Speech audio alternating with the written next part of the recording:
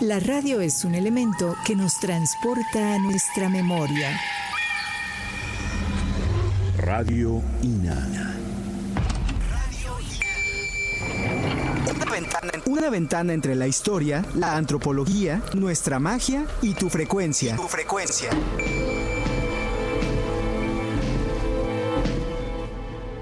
¿Qué tal, amigos? Muy buenos días. Son las 11:30. Hoy es jueves 22 de noviembre de 2012. Estamos en Radio INA, órgano de difusión de la Dirección de Medios de Comunicación del Instituto Nacional de Antropología e Historia. Hoy estamos transmitiendo desde la Colonia Roma de la Ciudad de México para todo el planeta a través de la internet desde www.radio.ina.gov.mx para todo el planeta, como ya dije. Y en esta ocasión nuestra entrevista de los jueves será con un especialista en obsidiana. Es un tema muy diferente a los que siempre planteamos aquí. La mencionamos mucho a la obsidiana, pero como que nunca hemos entrado específicamente a hablar de ese elemento tan versátil, tan presente en todas las culturas mesoamericanas. Y para ello está con nosotros el doctor Alejandro Pastrana. Gracias, Alejandro, por estar con nosotros. Buenos días. Buenos días. Hola. Gracias por la invitación. Y entonces, con este tema, que esta investigación que tiene 20 años tienen con esta investigación sobre la importancia de la obsidiana en Mesoamérica. Más de 20. Ya va para 25. Pero 20 años no es nada, dicen, entonces van como 5. Exacto. No, para ir entrando en materia, Alejandro Pastrana, te preguntaría qué carambas es esto de la obsidiana. ¿Es una roca? ¿Es un cristal? ¿Qué es la obsidiana? ¿Cómo la podríamos definir? Primero como material. La obsidiana es un vidrio. Es un vidrio. Y el ejemplo que pongo frecuentemente para que se pueda entender, si observamos el azúcar con una lupa, son cristalitos. Pero si el azúcar la calentamos en un sartén, se hace un caramelo. Ese caramelo es un vidrio. Ah, mira. Es un vidrio. Y esto es que los átomos no están formando cristales. Y una roca se define como un agregado de cristales o un agregado de minerales. O sea, un mineral es un cristal que tiene una estructura química definida. Y es volcán, de origen volcánico. Es de origen volcánico y la obsidiana es algo que la naturaleza no acepta mucho porque los átomos se siguen atrayendo. O sea, la obsidiana se puede definir como el proceso diferido de la formación de una roca. O sea, es un proceso intermedio. Es un proceso intermedio. Y que a lo largo de unos 200,000, 300,000, 400,000 años, los átomos se siguen atrayendo y van a formar cristales y esto va a dar origen a una roca. Si observamos los vidrios viejos de las casas antiguas, están un poco opacos, pandeados, a veces tienen unos pequeños puntos, que es el inicio del crecimiento de cristales. Entonces, en cualquier diccionario decimos la obsidiana es el vidrio volcánico de una lava rica en cuarzo que se enfrió rápidamente. Al enfriarse rápidamente, los átomos no alcanzan a formar cristales. Entonces, no es estrictamente un mineral, es un vidrio. Los físicos lo definen como un coloide de alta densidad y tiene características físicas muy, muy peculiares. Tiene fractura concoidea. Esto es, por ejemplo, si en un estanque tranquilo arrojamos una piedra, hace curvas, círculos concéntricos. Si tomamos una fotografía y cortamos estos fragmentos, esto es lo que llamamos la fractura concoidea. Entonces, en la obsidiana podemos saber si se le dio un golpe, en qué dirección, más o menos con qué fuerza. Entonces, la obsidiana es un vidrio volcánico, es un coloide de alta densidad, es el proceso diferido de formación de una roca. Es todo eso y más. Y el nombre, bueno, obsidiana, parece ser que el nombre es de obsidio, de un griego. En algún diccionario vi que decía obsidio, el nombre del descubridor. Y al inicio de la entrevista mencionaste dos cosas que me llamaron la atención. Especialista de obsidiana. Bueno, en México muchas veces se habla de especialistas, pero es el que hay. Un especialista es pues alguien que tiene una competencia con otros colegas y tiene un alto nivel. Aquí es el que hay. Yo he tenido la suerte de poder trabajar la obsidiana prácticamente desde que entré a arqueología, desde que era niño me atrajo, y en la escuela me pusieron a analizar cerámica y obsidiana y dije, me voy por la obsidiana. Entonces la obsidiana no te escogió a ti, tú escogiste a la obsidiana. Eso es lo que creo. Eso es lo que creo. Y lo que ha pasado en México es que, dada la riqueza de materiales arqueológicos y la obsidiana siendo un material tan abundante, estamos tan acostumbrados a verla que no nos preguntamos. ¿De dónde viene? Pues de los yacimientos. Si es verde, de Sierra de las Navajas; si es gris negra, puede venir de Otumba, de Zacualtipán, de Michoacán. En México hay más de 35 yacimientos de interés arqueológico. 35. Más de 35. Como 3 o 4. No. Hay en el norte, en Baja California, en Chihuahua, en Sonora, pero los grandes yacimientos están en el eje neovolcánico. Ahora, no todos los yacimientos son iguales. Hay algunos que ya están erosionados y lo que encontramos son pequeños cantos, nada más. ¿Y erosionados por explotación o por causas naturales? Por causas naturales. Ajá. O sea, el eje neovolcánico tiene los yacimientos más recientes geológicamente hablando, y son los de mayor, de derrames más grandes, donde se pudieron obtener mayores volúmenes de explotación. Uh-huh. Entonces, la obsidiana es un material altamente analítico. A pesar del saqueo, de la destrucción, de la erosión natural de muchos sitios, podemos, si sabemos analizarla, saber dónde se trabajó, dónde se explotó, cómo se trabajó, a dónde se transportó, cómo se utilizó, dónde se desechó. Y lo interesante es que Kirchhoff, cuando define Mesoamérica, pone uno de los rasgos a la obsidiana. Uno de los rasgos dice el pulimento de la obsidiana y el trabajo del arrope, que se refería al pulque, con instrumentos de obsidiana. En Mesoamérica es sumamente común los raspadores de obsidiana para el trabajo del aguamiel, para el raspado del aguamiel. Entonces, en términos generales, la obsidiana son los instrumentos más simples para hacer artefactos más complejos. Por ejemplo, si pensamos en la agricultura, ¿qué relación tiene la obsidiana con la agricultura? Bueno, para hacer el morral con el que se transportaban las semillas para la siembra, ese morral es de ixtle. El ixtle se corta con obsidiana. Para construir una casa hay que utilizar madera, fibras, y muchos de estos se trabajaban con obsidiana. Ahora, la obsidiana no funcionaba sola, también había basalto, sílex, pedernal, riolita. Es un conjunto de instrumentos, pero en Mesoamérica, dada la abundancia de obsidiana, está presente en la casa de los campesinos, en los talleres de los artesanos que trabajaban la pluma, que trabajaban las fibras, que trabajaban la madera, en las ofrendas de los dioses, como instrumento para hacer el armamento y como parte activa del armamento. Si nos ponemos a ver la obsidiana en cualquier sitio arqueológico, de Teotihuacán hacia acá, está en todos los ámbitos. Y yo he tenido la suerte de... doméstico, militar, sí, en todos los ámbitos. Está en las actividades domésticas, en los múltiples oficios artesanales,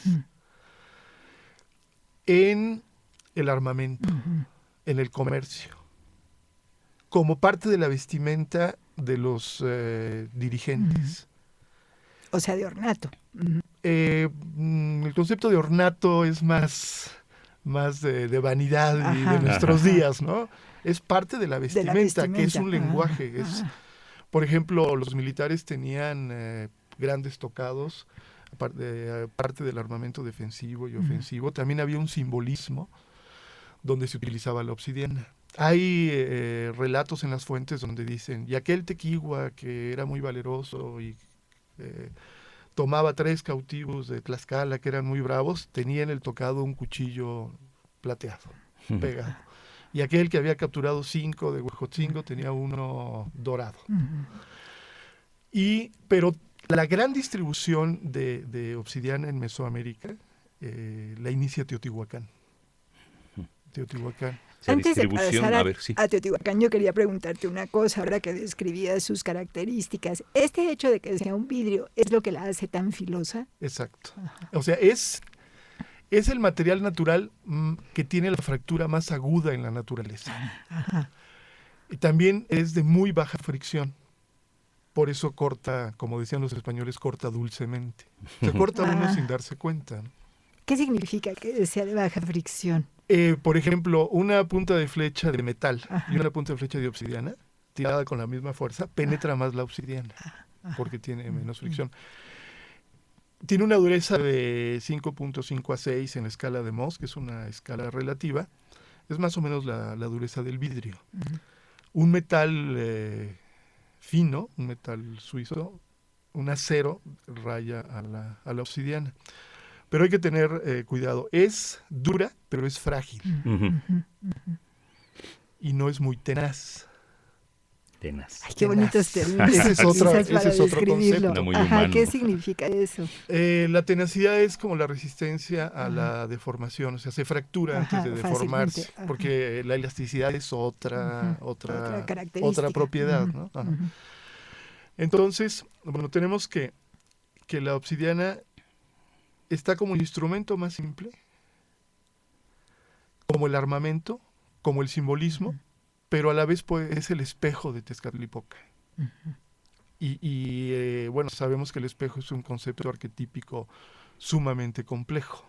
El espejo es un escudo, es una entrada, es un oráculo que los dioses le hablan a los hombres a través del espejo. A veces es un cuchillo también de obsidiana.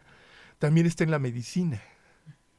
Y cuando en la religión están atributos de un material como la obsidiana, que ya son concepciones muy abstractas, concepciones sobre concepciones que son muy complejas, esto quiere decir que está en la mentalidad de la cultura prehispánica. A mí lo que me llama la atención es cómo una materia prima que son los instrumentos más simples, los instrumentos de producción más simples, artefactos más complejos, verdaderas esculturas estupendas como el mono de obsidiana, que es de obsidiana negra, posiblemente de Otumba. Toda esta materia prima viene de un solo lugar, o de un yacimiento de obsidiana negra o de un yacimiento de obsidiana verde. Hay diferentes tipos de obsidiana. La mayoría de las obsidianas son gris-negra y un pequeño porcentaje, si se oxida, da coloración rojiza, amarillenta, que comúnmente la llamamos como obsidiana meca, que quiere decir manchada. Pero un solo yacimiento, y hasta donde sea hasta ahora en el mundo, tiene este tipo de obsidiana verde, la de la Sierra de las Navajas. Como dato curioso, estaba viendo que en el escudo del estado de Hidalgo, la Sierra de las Navajas es el elemento central del escudo, el cerro, digamos, que está dibujado ahí. Es la Sierra de las Navajas, y precisamente se debe a la importancia que tuvo desde tiempo prehispánico, y que el escudo fue incluso diseñado por Diego Rivera, el escudo del estado de Hidalgo. Qué curiosidad. Tiene la guadalupana, la bandera mexicana, otras, pero el elemento central es la Sierra de las Navajas, o sea que esto ya habla de una tradición. Habías llegado ya al punto de Teotihuacán y bueno, sería interesante que nos cuentes esta relación tan fundamental entre el poderío teotihuacano y la obsidiana.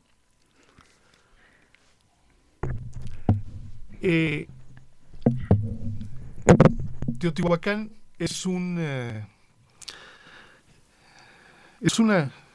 creó una cultura que desde mi punto de vista es sinónimo de orden. Tiene, bueno, una traza que todo el mundo conocemos más o menos a partir de la fase Tlamimilolpan o antes, y tiene un simbolismo relacionado con obsidiana y con otras materias primas, y un simbolismo que dura 300, 400 años, el mismo simbolismo. ¿Qué significa esto? Estabilidad del poder, No sabemos. Puede haber varias razones, pero algo interesante es que Teotihuacán primero empieza a explotar el yacimiento de Otumba, que está prácticamente en las afueras de la ciudad, a 20 kilómetros. Sí. Es un yacimiento que ya está muy erosionado y yo creo que los teotihuacanos geológicamente lo agotaron. Todavía hay obsidiana, pero ya no resultaba redituable explotar la obsidiana por la inversión de trabajo que se quería de la minería. Ya no podía sostener la producción de grandes volúmenes de obsidiana. Y la obsidiana verde, que ya se conocía, que está a 70 kilómetros, 50 kilómetros de Teotihuacán, 70 kilómetros del centro de México, es una obsidiana que está en condiciones geológicas peculiares. Si no se excava, no se encontraba.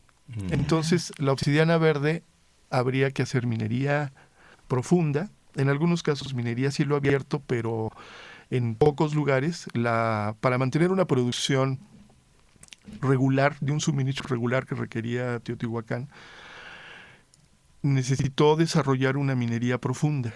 Y esto significa cuerdas, antorchas, cestas, escaleras, un sistema de transporte, establecer sitios agrícolas para mantener a la minería. Al pie del yacimiento, a 2-4 kilómetros, hay asentamientos teotihuacanos en un pequeño valle, pero muy fértil, con agua. Hay 2 sitios, uno que se llama Coatzacoalco, otro La Lagunilla. Parte de uno lo inició la excavación Osvaldo Esterpone. Y es lo que hay que entender es que para que Teotihuacán pudiera lograr un suministro de obsidiana regular, tenía que organizar una empresa de explotación, que significa mantener a los mineros, mantener a los talladores, el transporte y la distribución. La distribución a todos los ámbitos de la sociedad. Entonces hablamos de una oferta, una demanda, una industria, si se puede decir con términos modernos, un control de calidad incluso, calidad del producto. Exacto. Exacto. ¿A qué tan lejos se exportaba, si se puede utilizar la palabra, la obsidiana de sus yacimientos originales?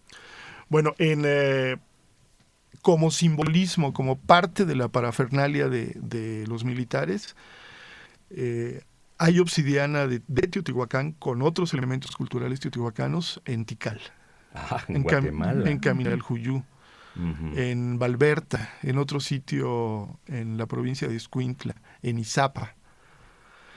Pero parece ser que eran como dones o intercambio entre élite o parte de la vestimenta que tenían emisarios militares teotihuacanos. Hay un tipo de collares que son unas cuentas muy peculiares que se hacen con una técnica muy especial, una técnica muy especializada. Y este tipo de collares son en obsidiana verde. Entonces, este tipo de obsidiana verde, como solamente se encontraba en un yacimiento, es característico de su origen. Es un bien inalienable. Es, desde el momento que se ve, se reconoce su origen, no se puede falsificar y es único. Entonces, la obsidiana verde se volvió a lo largo del desarrollo de Mesoamérica la obsidiana de las sociedades más poderosas del centro de México, la obsidiana del poder. Y por aquí nos podemos conectar con algunas descripciones que hizo Sagún sobre el jade. Curiosamente, el jade más preciado, según los registros de Sagún, es el quetzalistli, que es el jade, es decir, la piedra verde que tiene el color de la pluma de la cola del pájaro quetzal. Es una piedra que brilla, que atrae, que suda, pero que es verde y densa como la obsidiana. En este caso, el jade más preciado tiene atributos de obsidiana. Y dentro de todas las obsidianas hay una nada más que es verde y que fue descrita como la obsidiana de los maestros. ¿Habría algún material de uso cotidiano en nuestros días que tú pudieras mencionar para hacer la comparación de la importancia que tuvo la obsidiana en el mundo mesoamericano? Es una buena pregunta. La madera. Pero la madera se puede obtener de múltiples lugares, claro. De múltiples. Y en este caso la obsidiana verde de un solo lugar. pero hay que invertir trabajo, hay que tener poderío económico para poder extraerla. Por eso yo he dicho que la obsidiana verde es la obsidiana, fue la obsidiana del poder. El equivalente es el metal hoy en día. Ajá. Es un material multifuncional. Entonces, la obsidiana es hoy en día un material multifuncional, pero que también entra en el mundo de la religión. Y como sabemos, para el hombre prehispánico y para el hombre primitivo, entre comillas, la religión y la magia es parte de lo mismo. Entonces, la obsidiana tenía propiedades medicinales y propiedades mágicas. Y esto no es exclusivo de Mesoamérica. Todas las piedras, minerales semipreciosos, a lo largo del desarrollo del hombre se le asignaron propiedades medicinales, como el jade, como la obsidiana roja. Hay una narración de Sagún en la epidemia alrededor de 1570, dice, y me dieron una piedra rojo bermejo que era obsidiana y la apreté en el puño y esta me salvó. Por eso es esmeralda.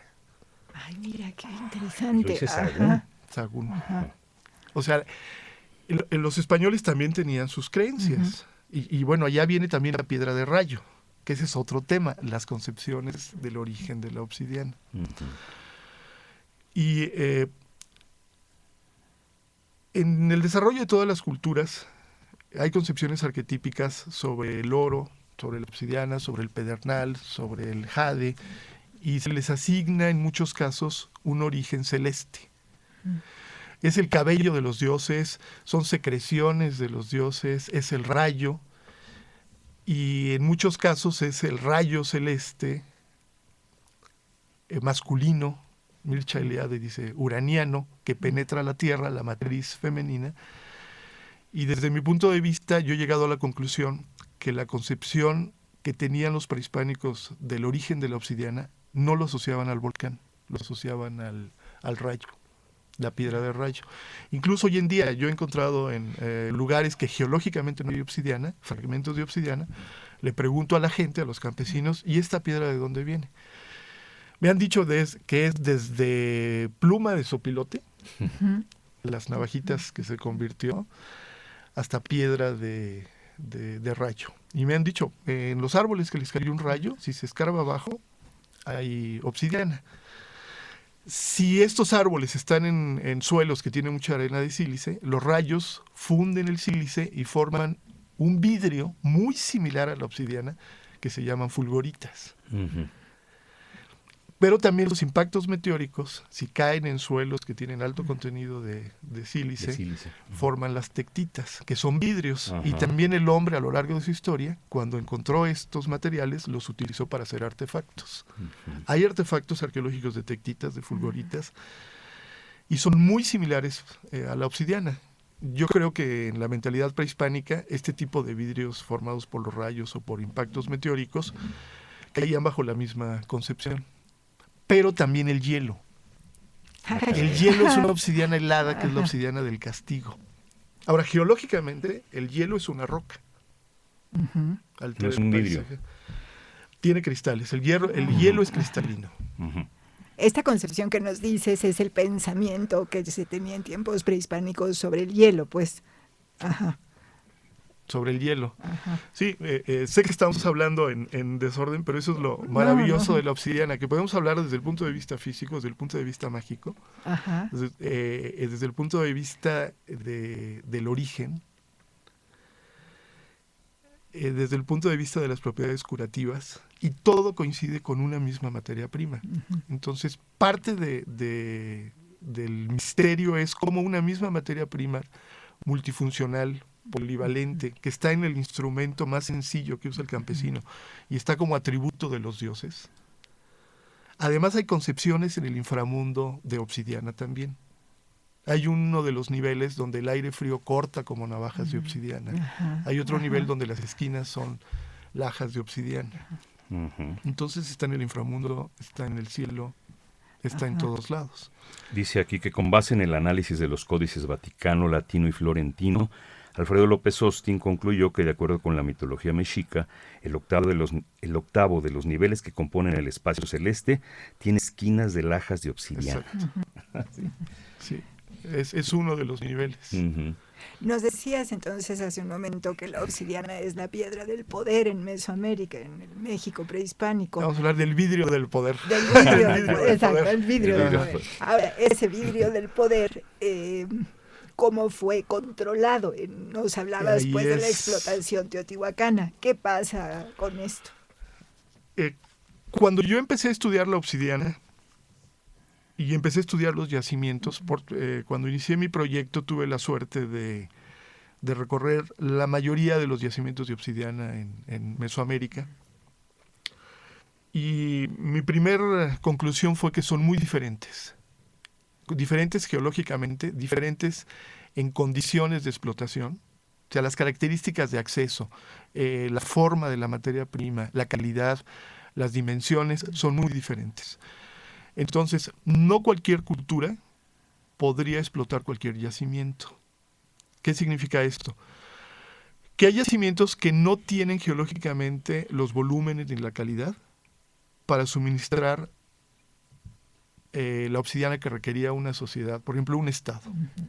Pero también hay sociedades pequeñas, poco desarrolladas, que no tienen la capacidad organizativa para explotar un yacimiento que requiere minería profunda. Entonces no es tan sencillo como alguna vez mencionaba el doctor Litvak, decía, bueno, la obsidiana la traen de donde está, lo más cerca, ¿no? No, es más complejo, sí. es más complejo que eso. Y la obsidiana se analizaba técnicamente. Hace muchos años el misterio era cómo se hacían las navajas de obsidiana, pero no se hacían estas preguntas de quién la controlaba. Se asumía que los comerciantes eran los que manejaban la obsidiana, porque hay algunas descripciones de que los comerciantes cambiaban, por ejemplo, besotes de obsidiana en la costa de Veracruz y en otros lugares. Pero también hay que recordar que hay comerciantes de la nobleza, que son la nobleza, por ejemplo, para el posclásico tardío, organizaba empresas comerciales. Y las materias primas que intercambiaba y los productos que intercambiaba eran de la nobleza, no eran de las instituciones comerciales. Había varios niveles de comerciantes. Entonces, se asumía que la manejaban los comerciantes. Y cuando empiezo a estudiar ya en forma Sierra de las Navajas, lo que pasa con los yacimientos a nivel arqueológico es que los arqueólogos, cuando están en un determinado proyecto, se preguntan ¿de dónde viene la obsidiana del sitio que estoy estudiando? Entonces, van al yacimiento, lo visitan, se hacían incursiones, se hacían descripciones y ya. No, hasta donde yo sé,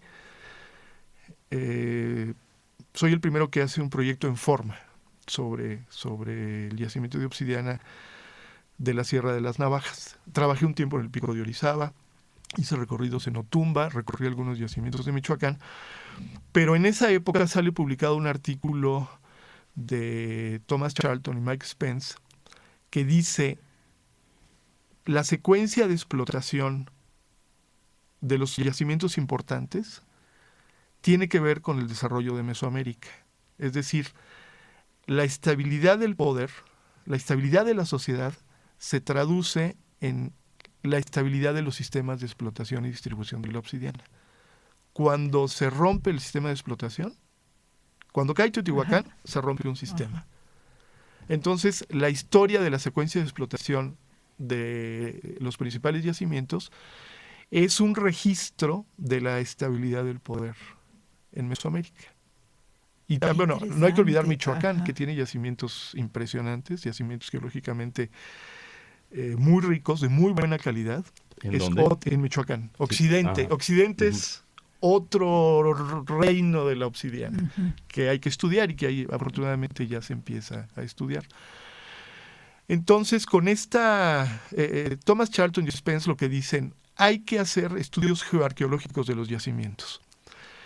Y bueno, yo estaba estudiando una maestría en geología, después hice la maestría en arqueología y dije, bueno, tengo los conocimientos, pero las dimensiones del yacimiento, estamos hablando de 70, 80 hectáreas, además de que la minería está a profundidad. Una cosa es lo que se ve en superficie, que se ve en los talleres, los campamentos, pero el trabajo intenso está en la profundidad. Los españoles, cuando hablaban de la Sierra de las Navajas en las relaciones geográficas, decían, es tierra que fácilmente se socava y se saca la obsidiana de 80 estados. Si pensamos que estado, si era creo que de Castilla era algo así como 1,60, están hablando de más de 100 metros de profundidad. Ahora, yo personalmente he visto minas de más de 70 metros de profundidad.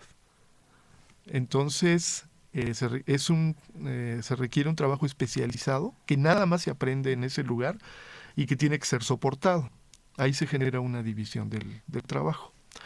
Pero volviendo al tema de quién controlaba la obsidiana, bueno, si aceptamos que la Triple Alianza fue un imperio militar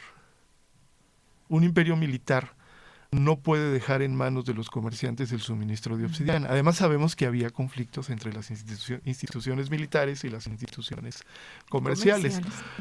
Pero yo no me imagino los militares sin instrumentos para producir armas. Los artesanos de diferentes oficios sin instrumentos, sin instrumental de obsidiana para trabajar diferentes materias primas, cueros, fibras, maderas, diferentes tipos de textiles. Y tampoco las ofrendas de los dioses. Por ejemplo, en Templo Mayor, hasta cuando iban como 114 ofrendas, hay una tesis de una compañera de Yvonne Atié, creo que el 48% de las ofrendas había obsidiana. Entonces también se requiere obsidiana para hacer ofrendas para los dioses, para que el mundo camine, para que se ganen las batallas, para que se den las cosechas. Entonces, una sociedad necesita asegurar su suministro de obsidiana y esto implica almacenamiento y acceso al yacimiento. Si esto lo dejamos en manos de comerciantes, es ilógico. O sea, no podemos una materia prima estratégica dejarla bajo las leyes de la oferta y la demanda. Sobre todo cuando se utiliza para suministros militares, ¿no? Exacto. ¿Cómo se llama aquella macana que tiene muchos dientes? El macuahuitl. Macuahuitl, siempre se me olvida el nombre. Sí. Que es un arma, pero terrible, ¿no? Digo, como arma, muy poderosa. Entonces, en esto diríamos que Teotihuacán dominó el trabajo en la Sierra de las Navajas y posteriormente, ¿qué pasa en ese yacimiento? Bueno, la historia empieza en la Sierra de las Navajas, donde aflora la obsidiana era en los pocos arroyos, nada más en los pocos arroyos, o en la parte más alta del domo riolítico que la formó. Pero es una obsidiana en la parte más alta, fracturada, de tamaños reducidos, que solamente podía soportar una explotación pequeña para poblaciones reducidas. Hay una explotación en la Sierra de las Navajas que fue a cielo abierto, pero no tenemos cerámica. Pensamos que es del preclásico. Ahora, en Cuicuilco, bajo la lava, ya había obsidiana verde de la Sierra de las Navajas, aunque no la mayoría. Cuicuilco maneja obsidiana de Occidente. Cuicuilco es un sitio arqueológico que bien tiene tradición de Occidente. Y fue cubierto por la lava alrededor de 300 después de Cristo, ya fechado con estratigrafía. O sea, Cuicuilco fue contemporáneo de Teotihuacán, no como se pensaba que era el origen de Teotihuacán. Que era previo. No, y parece ser que había hasta cierta rivalidad. ¿Cuántas cosas estamos aprendiendo? Bueno, esto tiene que ver con volcanes, ¿no? Sí. Ese es otro tema. Entonces, sabemos que había explotación del preclásico. Ahora, creo que García Bárcena reportó una navaja que era discusión si técnicamente era navaja o no, de como 7000 antes de Cristo. El caso es que el hombre nómada o el hombre agrícola, cuando a lo largo de su desarrollo, cuando encuentra obsidiana, la utilizó en todo el mundo. En Europa se dejó porque descubren los metales antes, pero siguieron utilizando obsidiana como un material semiprecioso. Por ejemplo, en la tumba de Tutankamón encontraron un caracol pulido de obsidiana. Egipto utilizó obsidiana, el Egipto predinástico, antes de que descubriera los metales. Cuando descubre los metales, la conserva, pero como material semiprecioso. Y en Mesoamérica, pues ya empezaban con los metales de forma...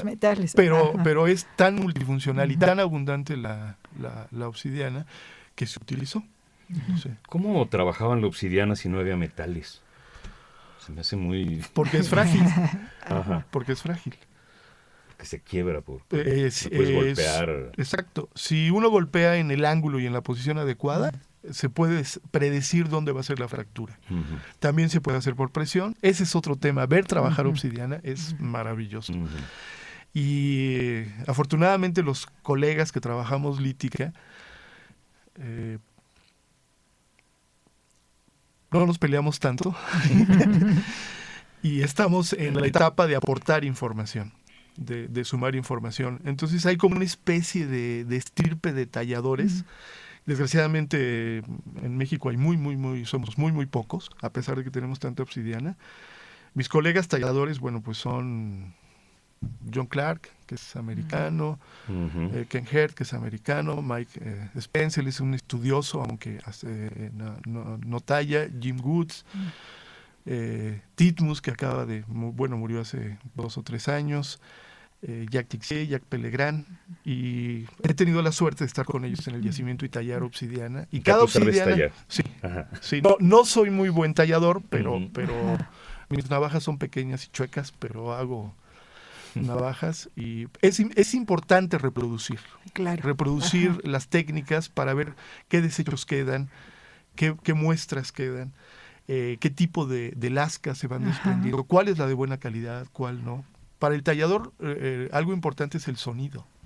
Y ese es Ay, qué otro bonito. tema, el sonido de la Ujú. obsidiana. Ujú. Nada en el mundo prehispánico sonaba como la obsidiana. Nada. Lo que más se asemejaba es la cerámica plumbate, que tiene plomo y tiene un sonido un poco vítreo, un poco metálico. ¿Cerámica que era? ¿De dónde? ¿De qué región? Es bueno, ahí hacia la zona de Oaxaca, pero fue bastante distribuida. Perdón, te interrumpí. No, Estaba está haciendo el bien. sonido. Ajá. El sonido. Pero se me vino a la mente, por ejemplo, en el yacimiento donde están los grandes talleres, cuando graniza y cae sobre los grandes talleres de obsidiana, el sonido es increíble, ¿no? Y el espectáculo, porque es el hielo, que es una obsidiana helada, sobre la obsidiana verde. Y también, bueno, al golpear 2 lascas, es un sonido, es un tintineo único, especial. Y bueno, al interior de las minas, cuando se sacan los bloques de obsidiana, cuando se astillan, son sonidos crujientes, impresionantes. Y hay una palabra en náhuatl que la traducción, entiendo, es el ruido que producen los bloques de obsidiana cuando se bloquea, cuando chocan, cuando son arrastrados por el agua. Es decir, cuando crujen, dicen, ese es el sonido del rayo. Entonces yo hago la inferencia, cuando uno talla, el sonido es muy especial. Y eso es como el rayo, y el rayo es el antecedor de la tormenta, y por ahí se conecta con el mundo acuático, que es otro mundo. Iztapanantzkaya. Ajá. Ajá. O Nonazcayan. Nonazcaya. Las Es dos. este término del Es que, ese término. que estabas Nonazcayan. Ahora, hay que tener mencionando. cuidado con las traducciones, Ujú. pero se refiere al sonido de la obsidiana, Qué bonito. o a la Sí. obsidiana húmeda, que es el rayo. Entonces,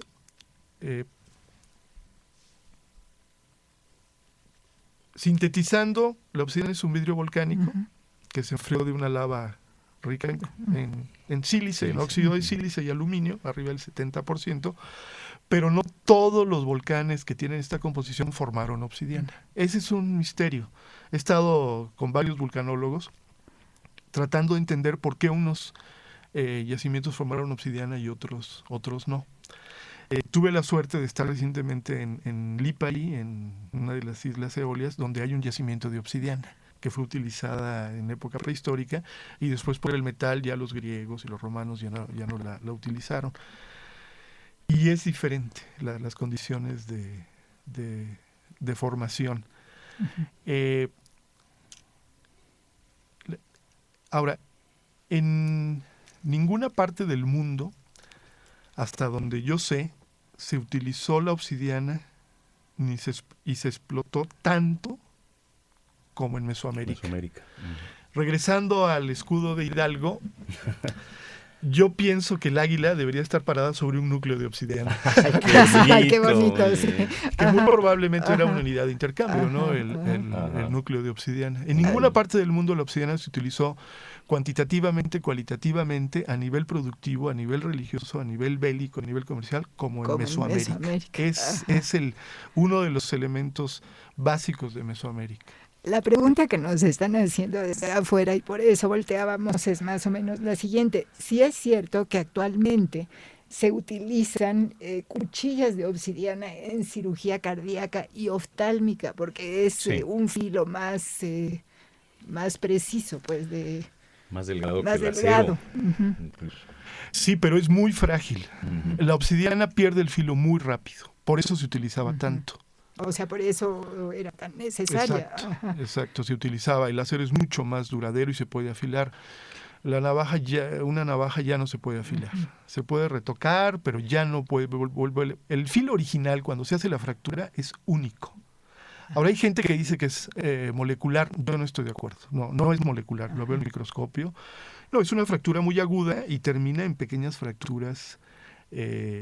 No es un filo tan perfecto, pero como es es un vidrio, es muy limpio, es muy liso, no produce prácticamente fricción, entonces hace cortes muy, muy, muy limpios. Sí, a mí me han pedido lascas para gente que se va a operar o para hacer experimentos, para hacer autopsias, Y luego el otro tema es la utilización de la obsidiana en rituales de desollamiento, que es quitar la piel, desmembramiento, que es dividir en secciones anatómicas el cuerpo, o destazamiento, que ya es dividir el cuerpo de cualquier forma.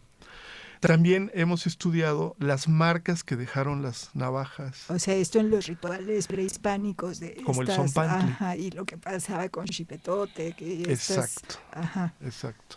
Ahí son las huellas de la obsidiana. ¿Tú has utilizado obsidiana, por ejemplo, para afeitarte? Sí, soy medio lampiño, pero sí. Hay narraciones que dicen con una navaja de obsidiana le rapaban la cabeza a alguien y decían que era muy buena para limpiar las pieles.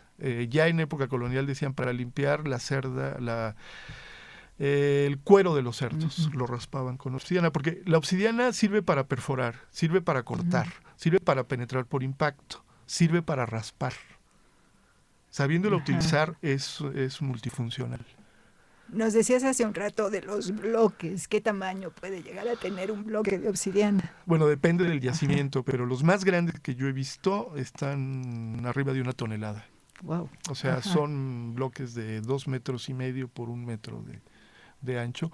Lo difícil es que sean puros, o sea, que sea la misma calidad. Pero sí hay obsidiana de toneladas. Comenzando esta conversación mencionaste el alto potencial analítico de la obsidiana y nos decías, bueno, cómo permanece, da mucha información arqueológicamente. ¿En qué se mira esta información? O sea, ¿cómo el arqueólogo sigue huellas a través de la obsidiana? Bueno, nos decías de dónde viene, a dónde fue, en fin. Exacto. Cada yacimiento tiene ciertas variedades de obsidiana. Puede ser un solo derrame, pero puede tener incluso variaciones, algunas variaciones químicas y físicas. La obsidiana, como mencionábamos al principio, es algo en proceso de formación.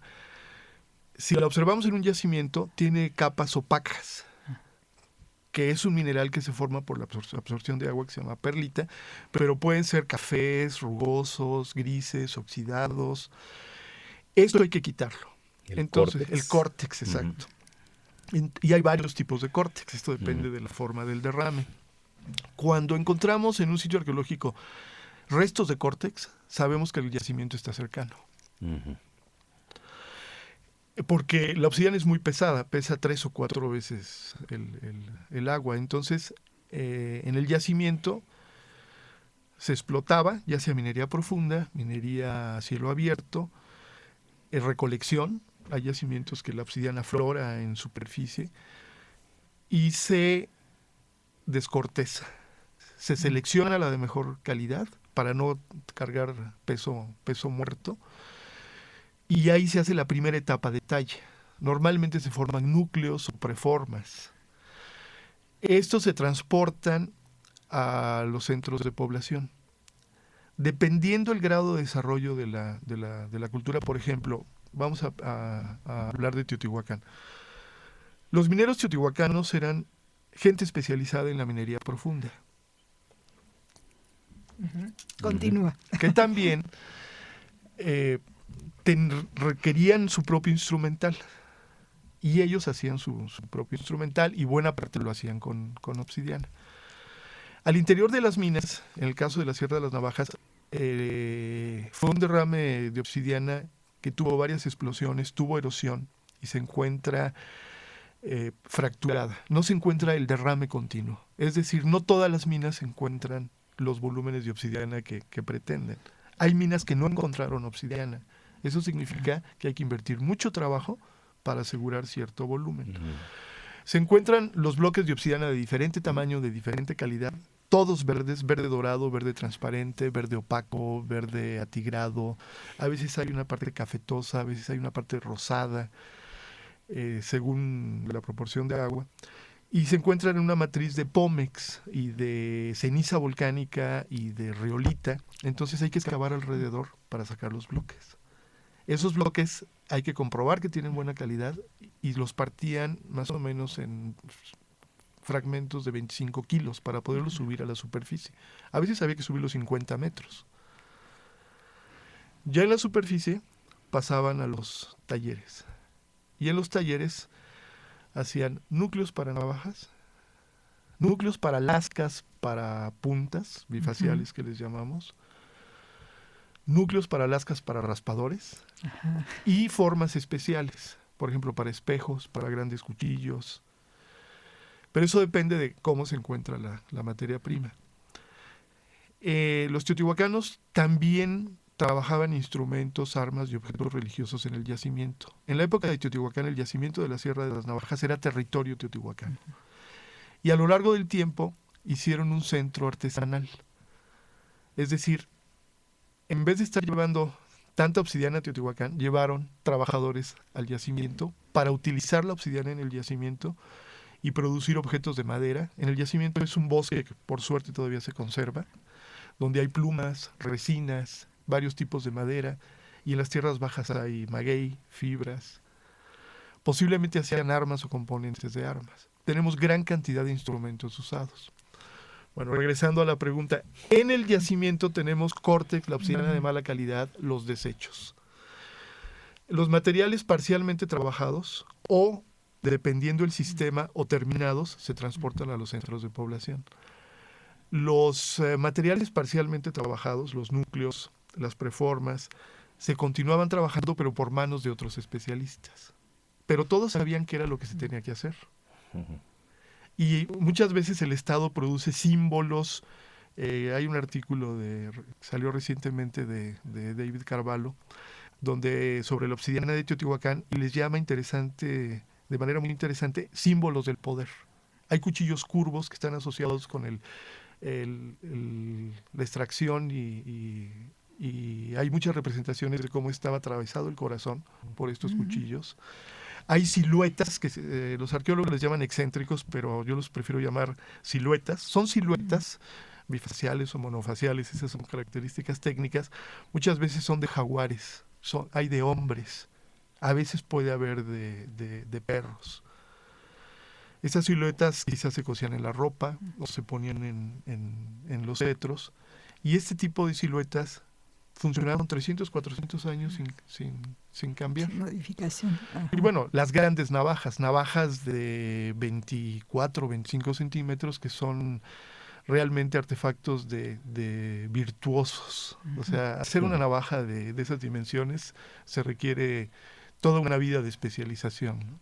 O sea, ¿esas navajas salen de un solo corte? ¿O es? Por presión. Por presión. Lo que nos indicaban es que mencionemos, porque estamos tan interesados que hemos olvidado hacer nuestro trabajo, que mencionemos con quién estamos platicando y sobre qué tema. Y bueno, es el arqueólogo Alejandro Pastrana. El tema es la importancia de la obsidiana en Mesoamérica. Y bueno, hemos ido por rutas muy diversas, y lo que es interesantísimo en esta conversación es ver el potencial de información mucho más allá del simple objeto que la obsidiana puede dar. Esto que decía sobre la organización de una sociedad se me hace verdaderamente fascinante. Y bueno, pues no sé hacia qué ruta podemos continuar, pero sí me gustaría que nos hablaras un poco de este proyecto tuyo de trabajo. Nos decías que arrancaste con esta premisa, con esta búsqueda, empezaste a trabajar en la Sierra de las Navajas, y bueno, ¿cómo se ha ido organizando? ¿Qué tipo de especialistas o qué tipo de habilidades tú mismo has desarrollado en este proceso? Mi primer objetivo fue hacer el mapa geoarqueológico del yacimiento. Es decir, geológicamente, qué tan grande es, qué características tiene, cuántos derrames, qué parte está erosionada, qué parte está in situ. Afortunadamente tuve la colaboración de colegas geólogos como Klaus Ibe, que vino con un vulcanólogo de primera línea, con Michael Sheridan, y me guió cómo hacer todo esto era mientras estudiaba mi maestría en geología, que nunca terminé, me falta la tesis, porque después me fui a hacer la maestría en arqueología, pero tenía la formación. Entonces hice la delimitación geológica de la obsidiana, y después ubicar dentro de la formación geológica la explotación arqueológica, que es inmensa. Todo mundo habla de las minas de obsidiana, desde Holmes, Lyon, Humboldt. Todos los viajeros decían, ahí están las fábricas de cuchillos de los indios. Entonces hicimos el mapeo y empezamos a estudiar. Bueno, en esa época se conocían los talleres aztecas, que son evidentes. Se sabía que deberían de estar los talleres toltecas, no se habían encontrado. Y curiosamente en la explotación teotihuacana no sabíamos nada. Al hacer el mapa, localizamos más de 500 tiros abiertos. O sea, el tiro es la entrada a las minas. Y como 12 conjuntos mineros aztecas. Cada conjunto está formado por 3 o 4 grandes talleres, pero grandes estoy hablando de altura, talleres de 5 o 6 metros de altura y de 70 o 80 metros de largo, que estaban, cada taller era abastecido por unas 10 a 12 minas que trabajaban simultáneamente. Y en estos talleres se trabajaban los núcleos, las preformas, y están los campamentos de los talladores y de los mineros y del transporte. Entonces el estudio del yacimiento, ya teniendo una vez el mapa, lo dividimos en minería, talla, habitación de los mineros talladores, permanencia de la población en el yacimiento, y el transporte, porque llegaban una serie de instrumentos y objetos al yacimiento y sacaban obsidiana. Y después, con el tiempo, encontramos la minería tolteca, la explotación tolteca, la explotación teotihuacana, que es la que estamos estudiando actualmente. Y mi tesis de maestría fue sobre la explotación, y la de doctorado fue sobre la distribución de los aztecas, que es un modelo teórico de cómo hacían llegar la obsidiana a todos los ámbitos de la sociedad. Estas rutas de comercio cambiaron obviamente con la llegada de los españoles, o desaparecieron. Claro, sí, que desaparecieron Más muchas. bien desaparecieron. O sea, con la llegada de Algunas los cambiaron, españoles. todavía quedan algunas reminiscencias, pero la mayoría desaparecieron. O sea, era la llegada de los españoles y la llegada de los metales, ¿no? Que en este caso Exacto, pero modificó. fue gradual, Ajá. porque también los españoles, cuando llegan los españoles, ellos tienen muy pocos metales en México. En los barcos traen muy pocos, y ellos vienen básicamente por oro y plata. Entonces en el yacimiento hay restos de una capilla franciscana, evangelizan a los últimos mineros de la obsidiana y se los llevan a Real del Monte, a la minería del oro y la plata. Pero estos mineros indígenas trabajaban con ixtle, con maderas, con obsidiana, se alimentaban mucho de pulque. Entonces permitieron que se siguiera produciendo obsidiana, los raspadores de obsidiana para el pulque, porque la producción de pulque se incrementó, y de ixtle. Y además, la obsidiana se integra a procesos europeos. Por ejemplo, la minería europea utiliza mucho cuero para las yuntas, para los animales, para amarrar las herramientas y bajarlas a las minas, para los malacates. Hablan de que las minas se inundaban y las desaguaban con cubetas de cuero. Este cuero se trabajó inicialmente con instrumental de obsidiana. Encontramos raspadores de unas dimensiones que nunca hemos visto en época prehispánica y que se integran a procesos hispanos. Aquí hay un punto muy interesante. La obsidiana se utilizó hasta el siglo, en la zona del yacimiento de la Sierra de las Navajas en Hidalgo, hasta el siglo XVII-XVIII, porque se seguía trabajando el pulque y el istle con obsidiana, hasta que se empiezan a producir los primeros raspadores de pulque de metal, que ahí es el instrumental europeo integrándose a un proceso mesoamericano. Y esto, hasta donde he rastreado, es hasta el siglo XVIII. Cuando los indígenas, en la zona del yacimiento. Hay datos que en el siglo XVI se vendían navajas de obsidiana. Y todavía a nivel religioso hay narraciones de la Inquisición donde dicen, y yo vi a doña Petra que en la noche de luna se picaba con unas lancetas de obsidiana. Seguía siendo un material, y sigue. De uso ritual también. De uso ritual. Qué interesante. Y bueno, nos decías la explotación teotihuacana, la tolteca, la mexica, o sea, tres grandes culturas que tuvieron un dominio intenso sobre toda la región, bueno, sobre áreas importantes y a partir de ahí de la región mesoamericana. Pero cada una estableció diferentes sistemas de explotación, de transporte y de suministro. Cada una, o sea, no siguieron las mismas estrategias, ni cada una se volvió más eficiente. Ajá. Ay, qué interesante. O sea, como si cada una empezara. Sí, porque son diferentes condiciones sociopolíticas. Qué cosas tan fascinantes. Sí, sobre eso hay un pequeño artículo que escribimos comparando, lo poco que sabemos de la explotación teotihuacana, la tolteca y la azteca, y son totalmente diferentes. ¿Qué se espera para este proyecto de aquí en adelante? Bueno, he tenido la suerte de trabajar en durante mucho tiempo. No es un proyecto que utilice muchos recursos porque el yacimiento es cercano, 2 horas y media estamos ahí. Todavía hay lugares arqueológicamente vírgenes, aunque se explota la obsidiana actualmente para artesanía, todavía hay lugares que están intactos. Y al estudiar la minería, entendemos buena parte de los sistemas de explotación y cómo se organizaban. Después, la talla, si era por gremios, si era por unidades familiares, si se producían los mismos tipos de artefactos o se producían diferentes artefactos según la distribución. Y luego la distribución, que es el punto más importante, porque nos va a hablar mucho sobre los aspectos económicos.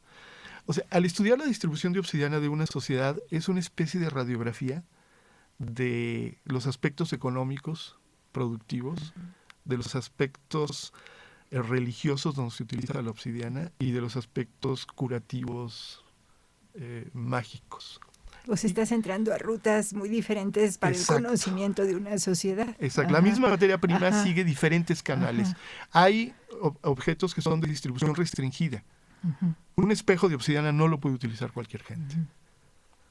Solamente los allegados a Tezcatlipoca y los sacerdotes de este culto. Salvador Novo tiene una obra de teatro que se llama Intisitezcatl, el espejo encantado. Y uno de los personajes es Tezcatlipoca, que es el dios más enigmático del panteón mexica, ¿no? Es el dios más travieso. Oye, Alejandro, estamos nos a queda un creo que un minuto de terminar. tiempo. ¿Con qué quisieras despedirte, terminar, concluir o hablar de proyectos a futuro? ¿Cómo te quieres despedir? Bueno, que la obsidiana nos va guiando a caminos, a caminos mágicos, religiosos, productivos, económicos, y que es nuestra obligación estudiarla, ¿no? Es una materia prima clave y habría que pensar en un museo de la obsidiana. Mira, sí hubo una exposición de jade hace poco, ¿no? ¿O está todavía? No, ya no está. Sí. Muy bien.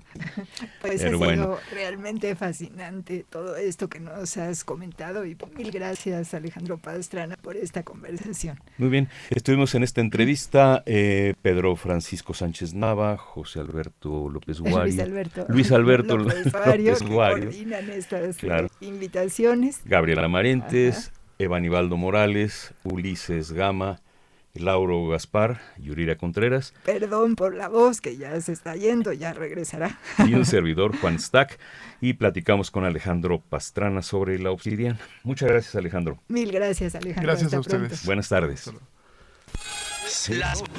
El Instituto Nacional de Antropología e Historia llevó hasta ti Las voces, el debate. la experiencia. Jueves de charla en Radio INA. Jueves de charla en Radio INA. Te esperamos la próxima semana para charlar con otro de los personajes que le dan vida a la institución. Jueves de charla en Radio INA.